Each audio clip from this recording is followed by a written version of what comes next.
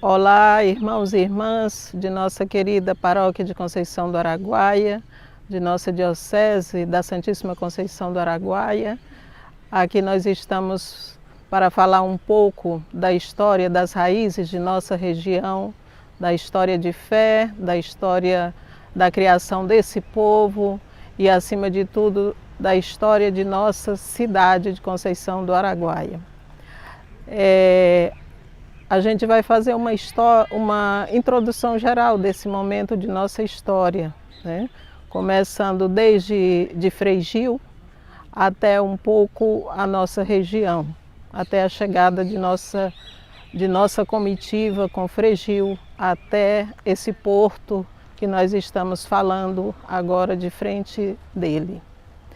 Tudo começa então com Frei Gil lá na França, né? Ele nasceu em Marseille, na França, e seu pai era espanhol, né? Mateus Villanova, e sua mãe era francesa.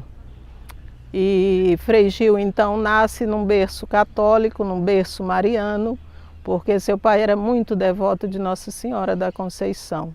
Daí a gente vai entender, uns 40 anos mais tarde, quando Frei Gil chega aqui a Conceição, porque ele coloca o nome dessa cidade e dedica essa região à Santíssima Conceição, à Santíssima Nossa Senhora da Conceição.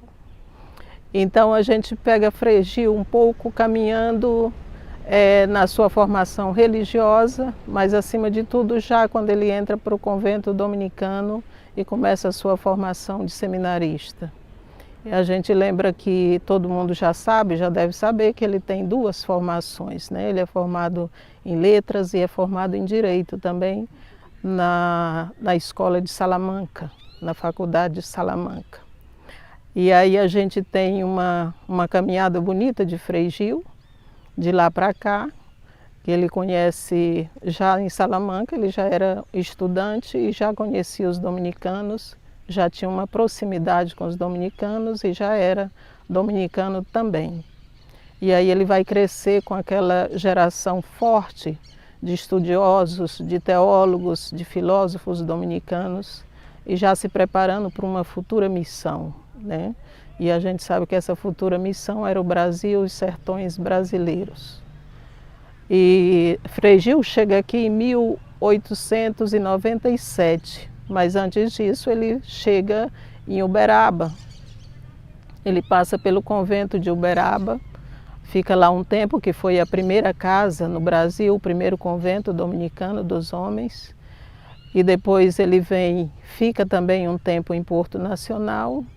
E curiosamente a gente descobriu recentemente que Frei Gil tem um dedo na construção da Catedral de Porto Nacional. Então ele que começa aí o projeto da Catedral de Porto Nacional, que mais tarde o nosso arquiteto Frei André Blatigé vai terminar essa construção.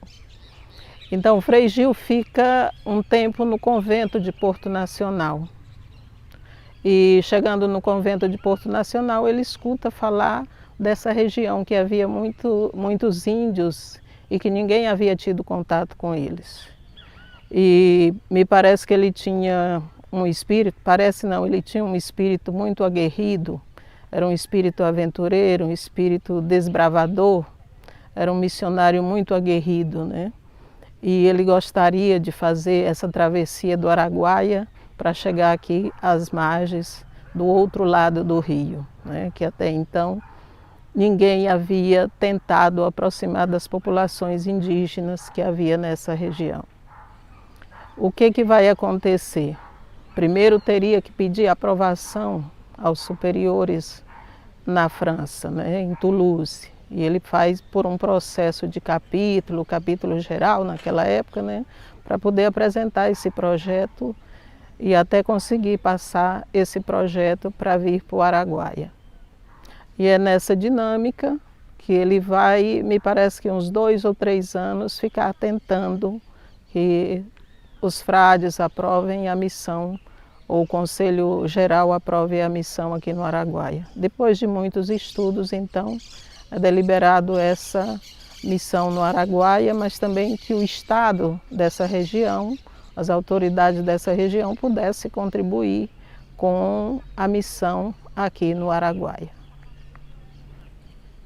Então, rapidamente, nós estamos fazendo um passeio rápido pela nossa história, não estamos colocando ainda as datas, os nomes, mas falando de um modo geral. E depois a gente tem aqui a apresentar algumas literaturas que a gente conseguiu com muito custo nesse tempo, mas já estamos com essas literaturas em mãos, que a gente pode depois disponibilizar para quem quer pesquisar e para quem quer aprofundar essa nossa história.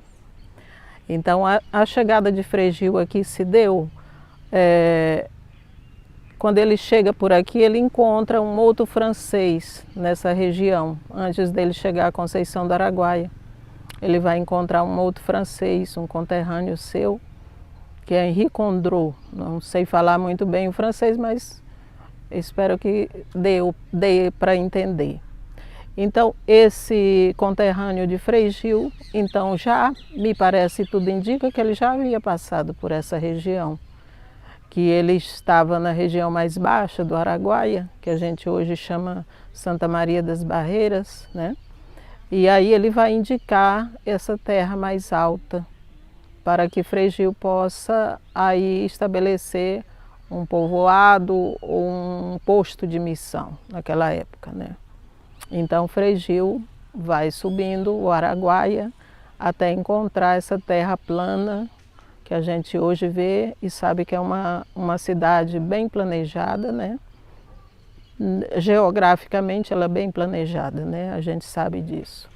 E a gente vai encontrar isso no Arquivo Dominicano. Em 1910 eles tinham já uma planta da cidade, das primeiras ruas dessa cidade. Os próprios dominicanos fizeram então um pouco o mapa do que seria Conceição do Araguaia. E é importante a gente saber que Frei Gil, quando chega aqui, que começa a sua missão junto com alguns homens, e eu penso que depois algumas mulheres também entram, né? Porque geralmente aparece mais os homens, né? Depois, ao longo das pesquisas, a gente vai descobrindo também algumas mulheres que vão aparecendo nessa história, né? Então a gente vai descobrindo um pouco essa visão que Frei Gil vai tendo ao chegar em Conceição do Araguaia. Mas o primeiro passo e mais importante nesse tempo de coronavírus, de tristeza, é que Frei Gil, quando chega aqui, o primeiro passo que ele faz, ele lembra da sua vida lá atrás com seu pai, né, da devoção a Nossa Senhora da Conceição, e ele chega aqui e oferece esse posto de missão, esse pedaço de chão à Virgem, a Nossa Senhora da Conceição, e consagra esse pedaço de chão a ela, né? E nesse tempo então de dificuldades que a gente está passando, nós vamos recorrer a esse símbolo de Frei Gil para a nossa terra, vamos recorrer à nossa Mãe Santíssima, né? E ele dizia que nenhum mal ia atingir a nossa cidade, a nossa terra, né? Enquanto Nossa Senhora da Conceição estivesse velando por ela. Então, é com essa graça de Deus que começa a nossa pequena vila de Conceição do Araguaia, o primeiro povoadozinho. No começo era uma pequena vila, né? E essa pequena vila depois, mais tarde, se torna o município de Conceição do Araguaia. Para começo de conversa, aqui não tinha nada, porque era só povos indígenas dessa região.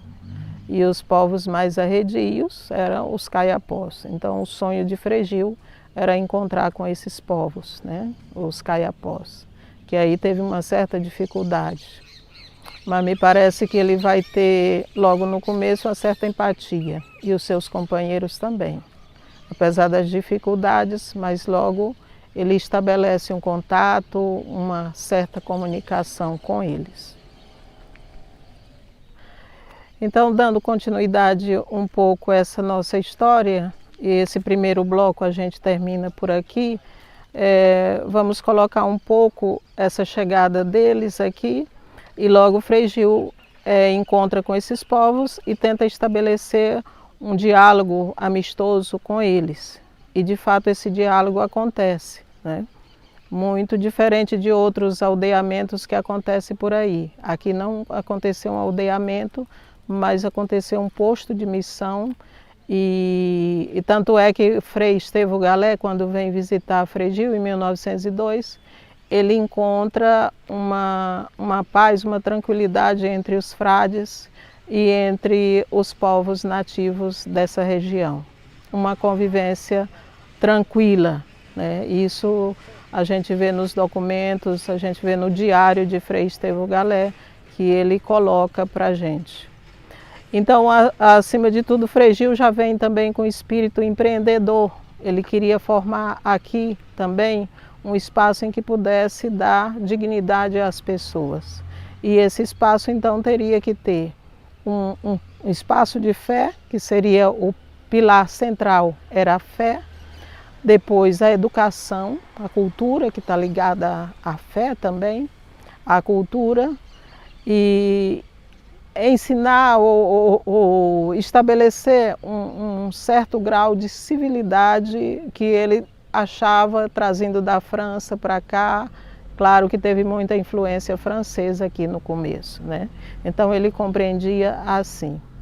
E para isso, então, ele deveria contar mais tarde, em 1902, com a chegada das primeiras irmãs dominicanas para ajudar no processo de educação dos primeiros habitantes daqui, que eram os meninos e as meninas índias, né? Então, aí as irmãs chegam em 1902 e começa esse processo, então, de educação. Não foi fácil no começo, a gente sabe, todo mundo já sabe na cidade, os mais antigos, como é que foi esse processo meio que conturbado, né? Mas ao longo do crescimento da cidade, do povoado, também os filhos dos camponeses, as meninas e os meninos vão ingressar também aqui ao lado do Colégio Santa Rosa, né? E a gente, que pena que o fundador não vê essa árvore crescer muito, porque em 1905, indo para Belém, ainda no Araguaia, ele vai falecer por conta de febres que ele tinha constantemente. Então, mas depois as outras comunidades, os outros frades, as outras irmãs que vieram, deram continuidade a esse espaço de missão.